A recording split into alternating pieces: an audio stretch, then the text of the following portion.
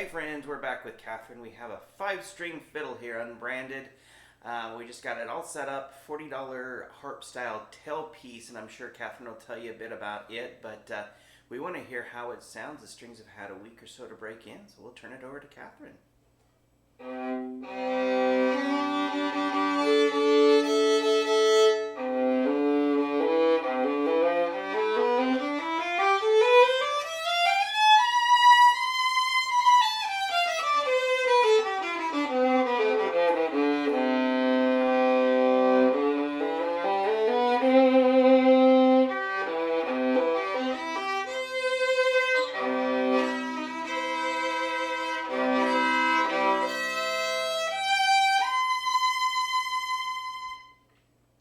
This faddle, violina, violina, has a really, really nice and warm and hearty sound.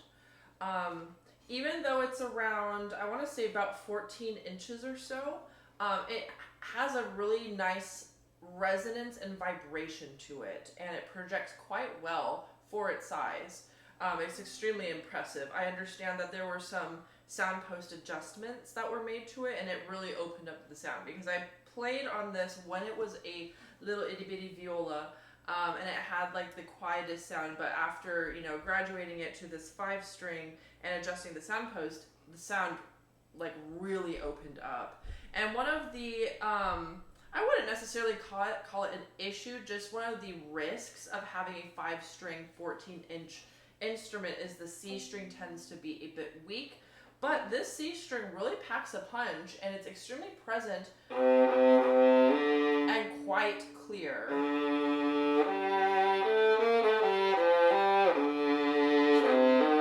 Usually it can sound a little bit muddy, but it's really, the tone is just really, really clear.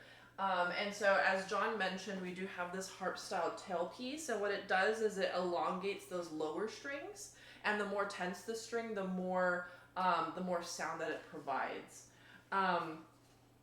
The C string is also placed onto the G string peg to give it a little bit of extra length, so that has really helped the sound quite a lot. So overall, so far just from that, it sounds really, really nice and resonant and clear.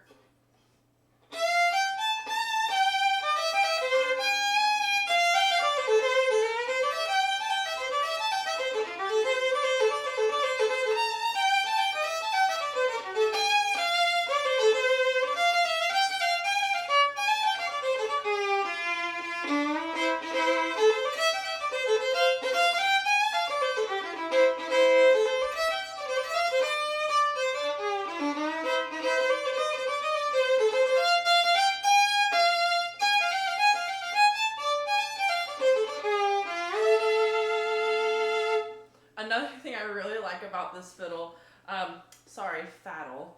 One thing I really like about this faddle is that it has the warm, kind of like fiddly, sunset, sunrise kind of vibe to it, which sounds really good with, country music and old time music, and it'll probably sound pretty good in with Celtic music. I can play a couple of tunes. But it has that nice, like, kind of sort of bright, but it's more like warm and honey like kind of fiddle sound, which I think is really lovely on this instrument. I have to think of that Celtic tune.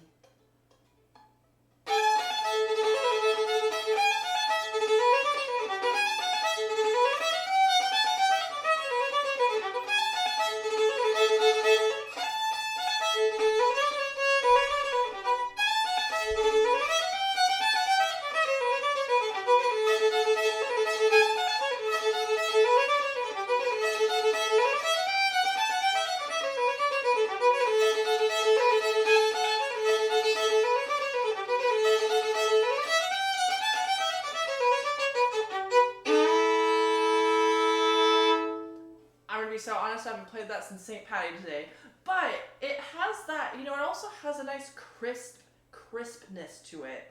That's really, also very beneficial to Celtic music.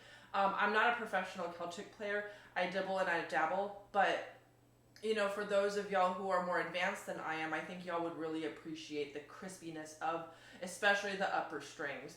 And then having the C string really expands the way that you can accompany your your fellow musicians whenever you don't have the melody. So if I was accompanying, what I just played was high reel.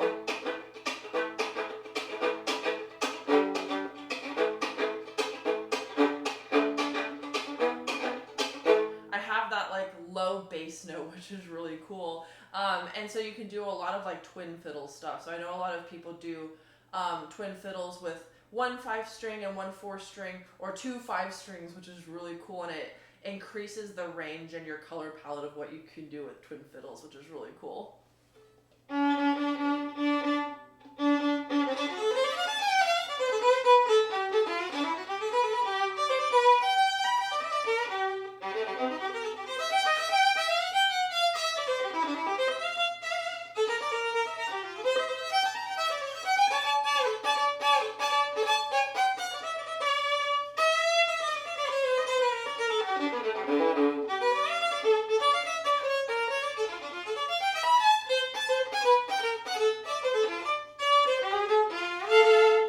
That is my improv from Sweet Georgia Brown whenever I perform it with my quartet, which we haven't played in a while. But one thing that I think every jazz violinist should have is a 5-string. Because, like I mentioned earlier, you have that low bass to be able to accompany your, if someone else is soloing, you can accompany with that bass note, and it just adds extra oomph to it. It's like, it just really adds a great flavor to the group. But also it expands your improvs as well. So you're not just confined to 4 strings for improv. You can also get down to that C string and expand your improv and the range of your improv, which is really, really cool.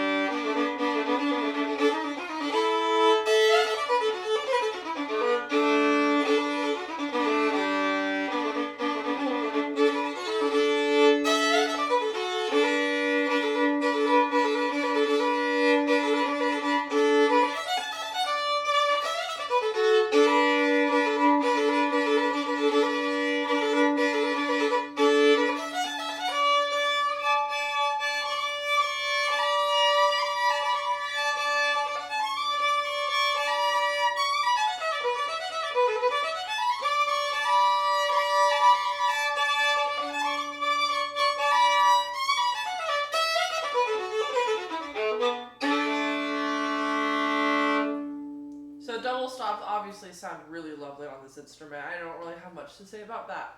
One thing that I do want to give y'all a heads up for is that when you're dealing with more than 4 strings, there is an adjustment period. If you're going from having only played 4 strings to trying out a 5-string, it takes, some time to adjust. The strings are closer, the angles of the strings are a little bit different, and so you need to play it for like 5 to 10 minutes to really adjust to everything on the instrument. Because it can be, it can kind of be a little bit frustrating when you're, for the first time trying out a 5-string, and it just doesn't quite feel right. You just need some adjustments, or you just need a time period of adjustment.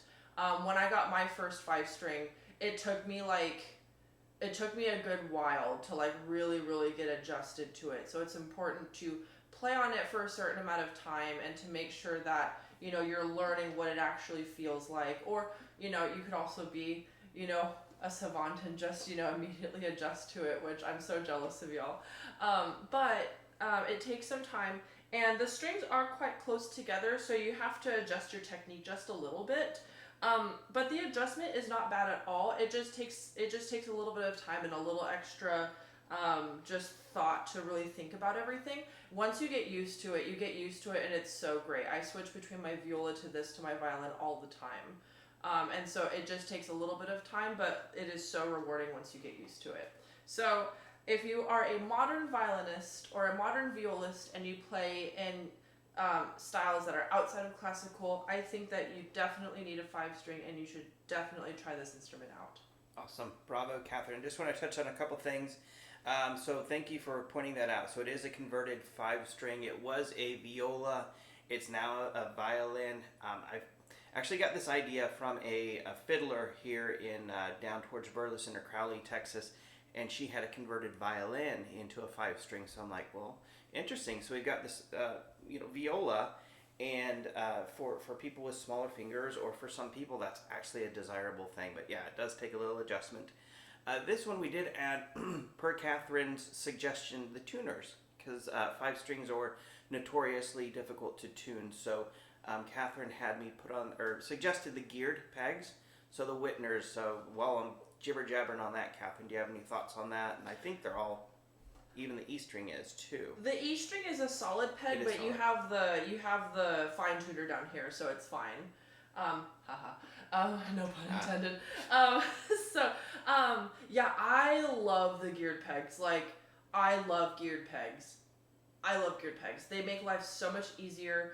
I find that it doesn't really affect sound much. Some people say that it changes the sound of your instrument. I have found that it hasn't. But that's been my personal experience with the instruments that I have dealt with the Whitner pegs. I think they're wonderful. When you have, one of my 5 strings has normal pegs, and let me tell you, it is like the biggest pain to tune it, because I'll tune the middle one, it knocks the other one out, and I tune this one, it knocks the other one out. The geared pegs are wonderful. They're so easy. You get it right in tune. If you do old-time fiddle stuff where you're doing cross-tuning or alternate tunings, having these, it just makes the switches so much faster, so much easier. Awesome, great to hear. And this one is, I've heard you say it on other 5 strings, especially with the skinnier spacing, about playing in fifths. So is that something that is applicable to this violin? Oh, absolutely, yeah.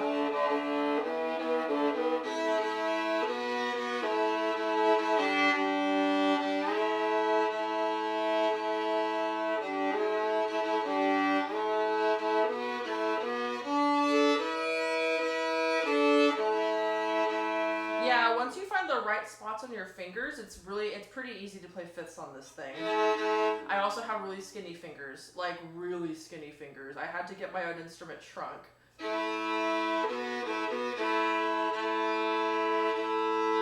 Yeah, it's much easier to play fifths on this instrument versus like a regular violin. But again, I think most people have thicker fingers than I do, so it just varies on the person. If you're like me and you have small hands or small fingers, you will love this thing.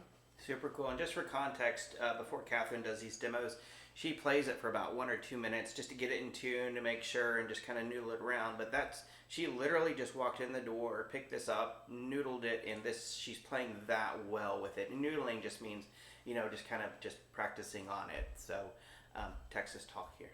But that's all I got. That's a lot of jibber jabber. Catherine, bravo. Once again, thank you, online friends. Play on.